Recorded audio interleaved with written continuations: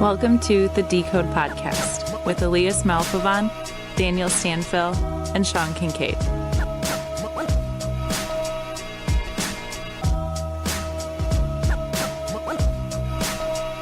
Welcome to the Decode Podcast. We are here at SMTA International in Rosemont, Chicago, and we're excited to kick off a week of some interesting and hopefully fun interviews. And our first guest joining us is Jared Ragard from Hanwha Semitech? Semitech. He's the general manager. And welcome aboard and thanks for joining us and being our first victim. Yeah, thanks guys. Happy to be here. So we've been hearing a lot of your name recently because, Sean is getting some new equipment. So Sean, you want to talk a little bit about that here? Yeah, I'm expanding the building and then we're doing this remodel, and the way the floor space works out, I needed to get more components per hour, right? And with my current footprint with my other machines, I just couldn't fit it. So felt like Hanwha was a good fit, smaller footprint, more speed. It was a win-win for everybody if you ask me on that. So Hanwha, if I understand it right, has kind of a few different levels of placement machines, right? So did he get the good ones or what? Yeah, so we have essentially three levels of machines. So we have the SM series is the legacy product, and that's been out for a long time. Everyone is familiar with that. They're single gantry machines. They work, they're good, but we've upgraded those a little bit and put in some linear motors, things like that, upgraded conveyor systems, camera systems, and came out with a nice in-between. So in-between mid-speed and high-speed, and that's called the Decan series, and that's what Sean's got. So he's got the Decan series of machines. I don't have the upper echelon. The upper echelon is the XM, HM, right?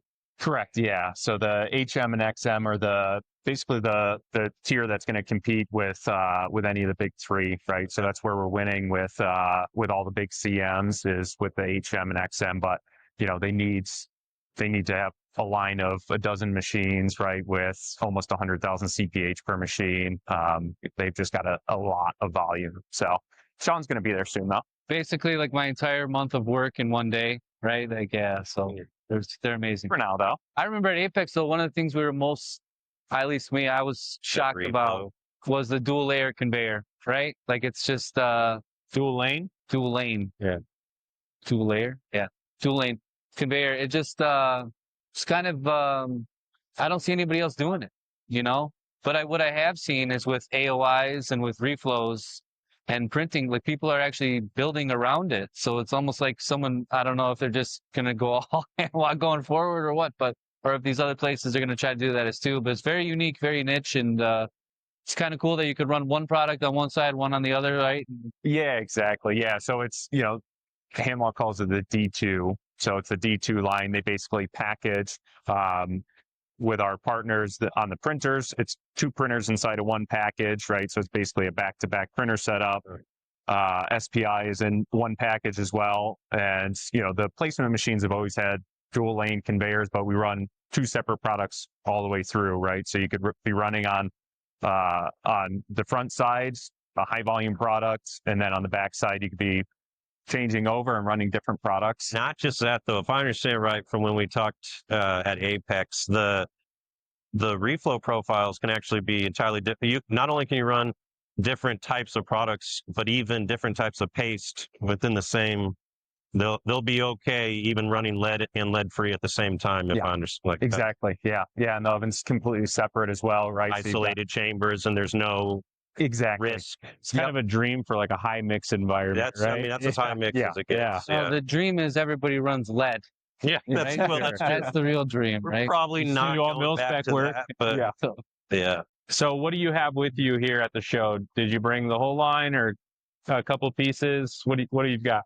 Yeah, so for this show, obviously we're a little bit more limited than we would be for like an Apex or for Productronica, things like that. But we've got just two placement machines. Obviously the focus for us is placement machines. We've got line solutions. So we have partner brands that we sell printers and ovens and things like that. We do the sales and service for all that.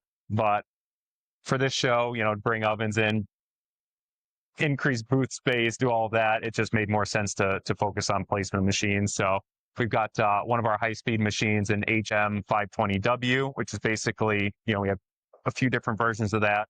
One is skinnier version with 80 feeders, 40 on each side, and then this is the wider version that's a little bit more flexible, right? So you can have 2 different heads on it. You've got 60 slot carts on each side, so it fits the U.S. market a lot better than the skinnier version of that, which is the HM520.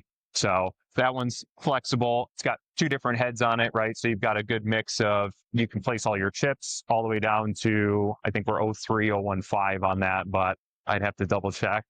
And then on the back, you've basically got a pick and place head, so you can place, giant BGAs or connectors or anything like that. So it's a good, one machine solution for someone that needs it. And then we've got one of our decan machines as well. So one of the ones that you have in your shop now, we've got one of those on display as well. What flavor? S1, L1? I believe so. It changed a couple of times. We've been shuffling machines around quite a bit, but I believe it's going to be an S1. So it'll be the chip shooter version. Okay, cool. Can I upgrade the S1 to an S2? Because that basically means 2 heads, right? So 2 heads, but 2 gantries. There's a lot of difference. So we usually don't do that. What we would do is, if you need more horsepower, we'll just take the machine in on a trade and then sell you a new one. We've got plenty of people that'll buy a single gantry from us.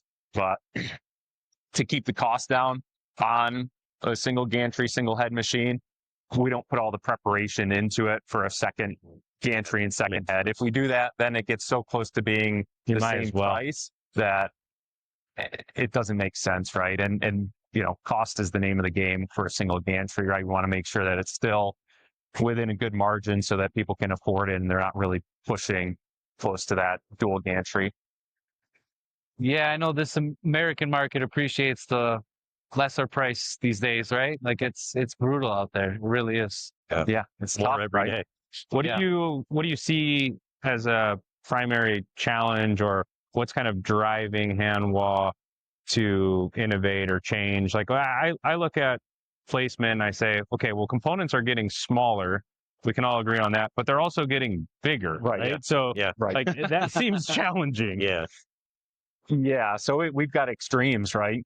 Thankfully, we've got great customers who work with us. So a lot of the time they're sharing that information with us before it actually goes into real production, right? So we get to see these extreme, we're looking bigger than 150 by 150 on BGAs, right?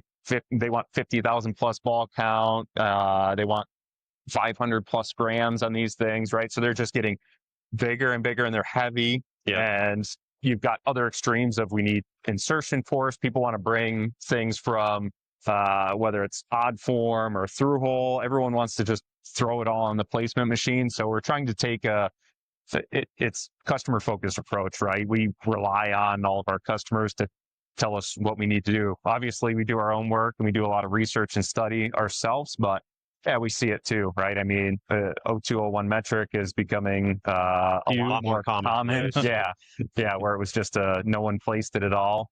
And same on the opposite side, where we've got boards that are extremely heavy. They've got a ton of components on them. So it's flexibility is still pretty key. I'm trying to lead the charge in this industry to stop the miniaturization. I'm had enough. I feel like if I bet people are ready for that message. We all need a no bid 01005s and demand they go bigger. I'm tired of it. No more. We'll just go, instead of like in ear, we'll go back to like the old huge over the ear head. Yeah. I need Exactly. No one needs a pacemaker. No more smart watches or smart rings. It'll be a smart belt. Let's just go big. Figure it out. Yeah. Go back to the phones and the suitcases. Yeah, there you go. I see the ankle monitors. I know that thing works for that, right? They can make it work for something else. Is that from experience? I had to take a look real quick. Yeah, I wasn't sure if there was I don't think he has it on. I got permission to leave the state, okay? Yeah. But no, thank you so much for being our first guest at this, SMTA, and onward and upwards. So thank you so much. Yeah. Thank you guys. It's refreshing to see people doing something different, right? We have a lot of, a lot of age in the industry, right? So to see younger people, it's always nice because there's always been a comment in my tenure of, oh wow, you're so young in the industry. So it's nice to continue to see younger people actually coming in and doing something that, you know, is more of a normalcy to It's us. okay, right? Because the younger they are, then suddenly we're not young anymore. Yeah, Like, so it's kind of like that. It's kind of a two-way street. Yeah.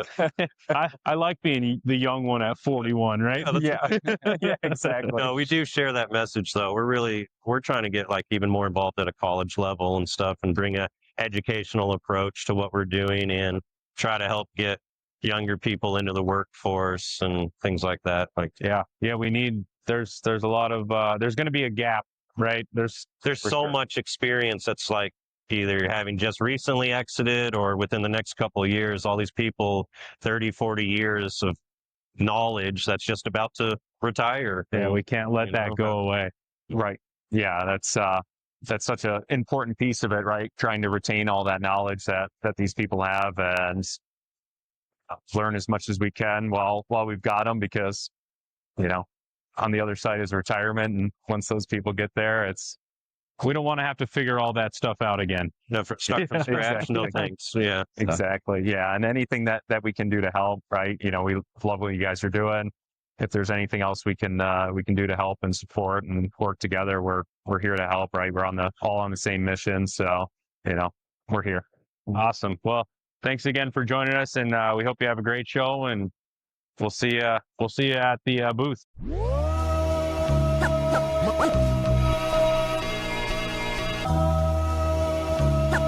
What?